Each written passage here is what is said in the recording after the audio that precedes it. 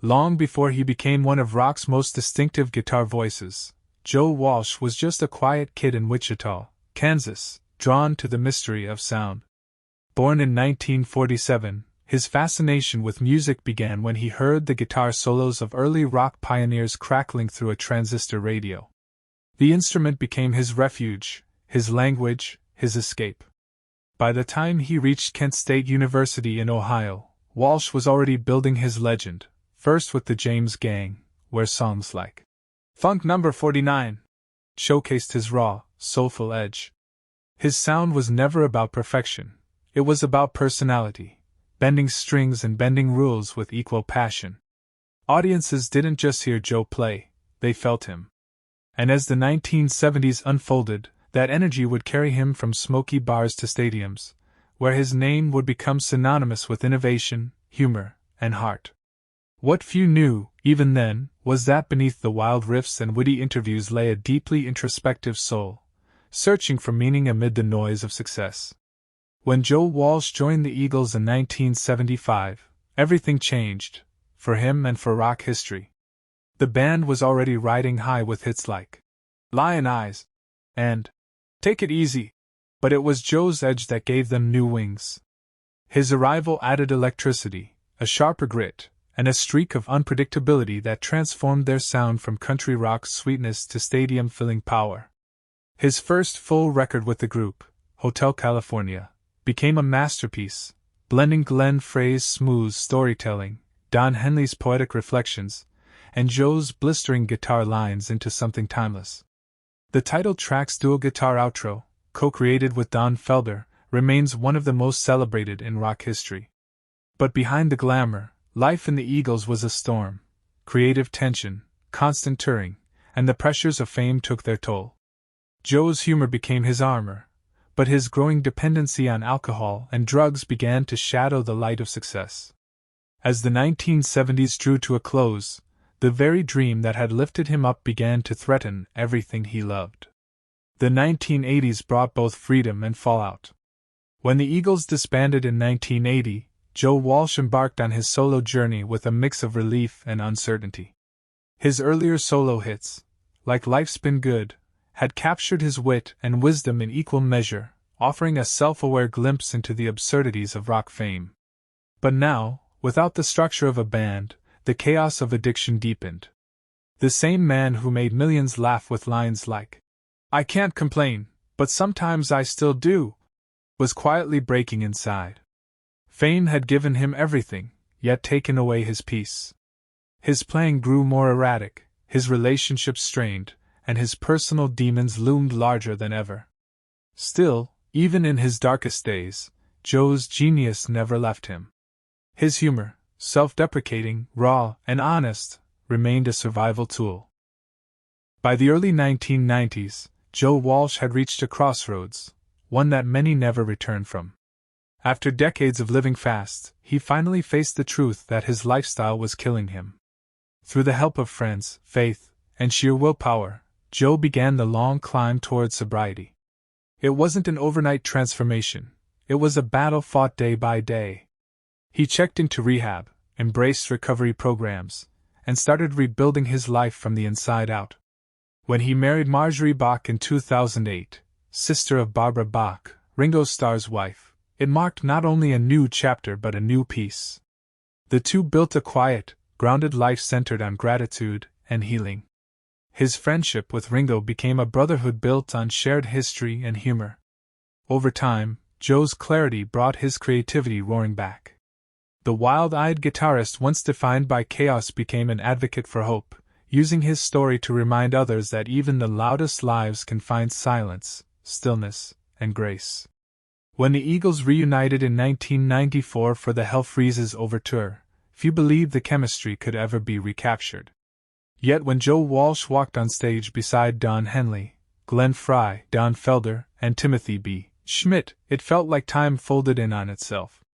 The first shimmering chords of Hotel California drew thunderous applause, and Joe's guitar once again became the bridge between eras. Clean, focused, and spiritually grounded, he performed with gratitude instead of ego. The reunion wasn't just a cash-in, it was redemption set to melody. Over the next 2 decades, Walsh toured the world with the Eagles as they reclaimed their throne as America's defining rock band. The documentaries, the sold-out arenas, and the awards reminded everyone why their sound endures.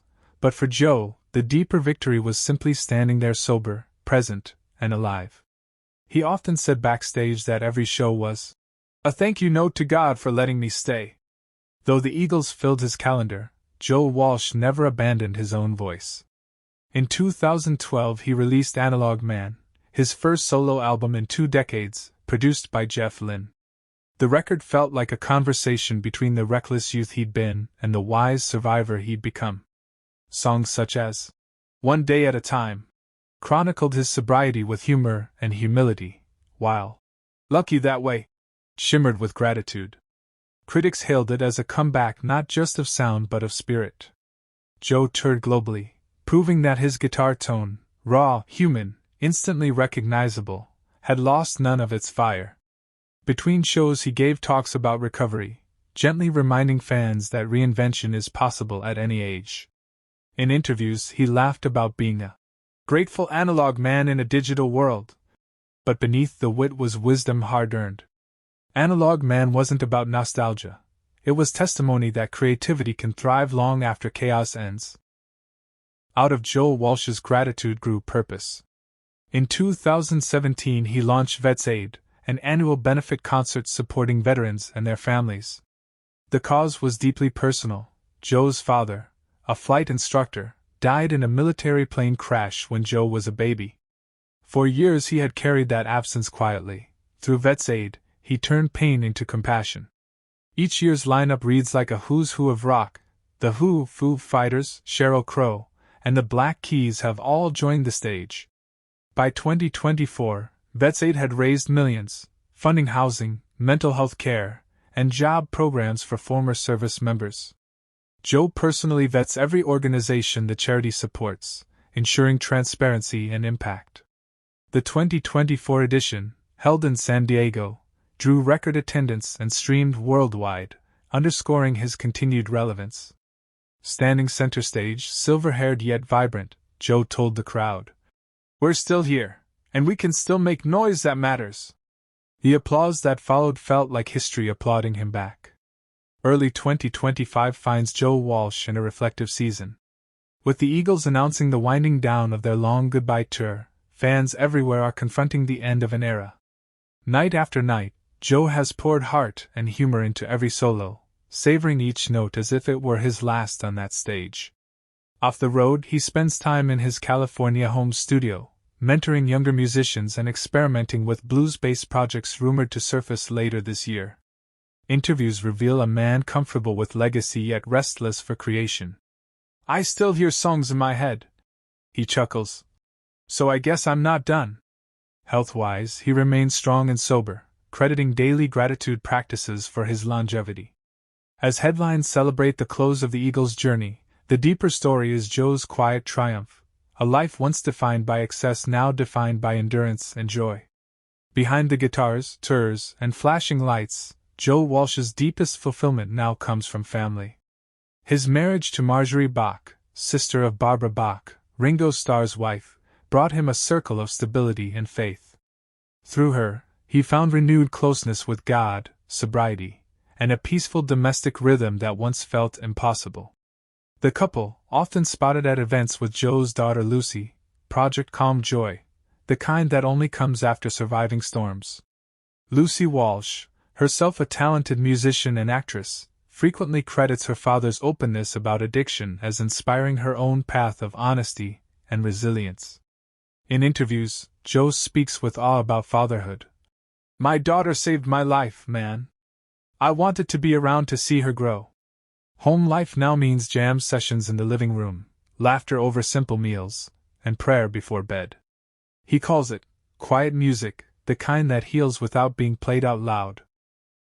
In recent years, Joe Walsh has quietly become a mentor to younger musicians.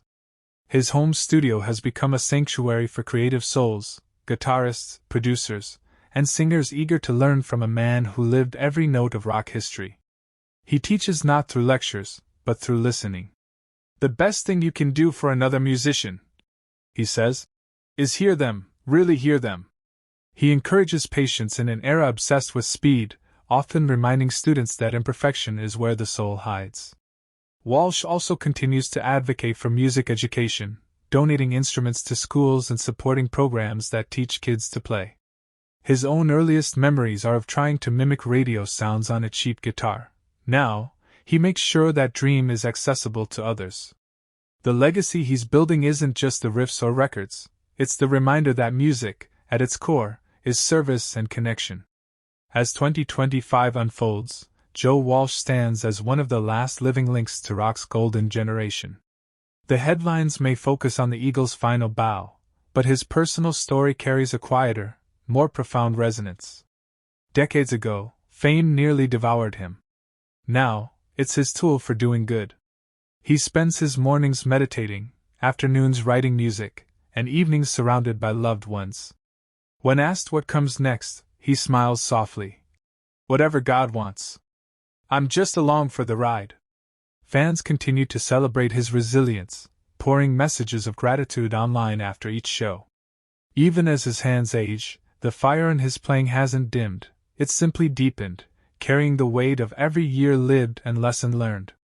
If there's one truth Joe Walsh embodies in 2025, it's that redemption isn't an ending, it's a melody that keeps evolving, long after the final chord fades. So when the latest headlines speak of Joe Walsh today, they're not just about tours or awards. They're about endurance. About a man who once stood on the brink and learned that joy isn't in fame, but in freedom. From the chaos of the 70s to the grace of 2025, Joe's life remains one long, miraculous encore. Proof that even the loudest rockers can find peace in a whisper.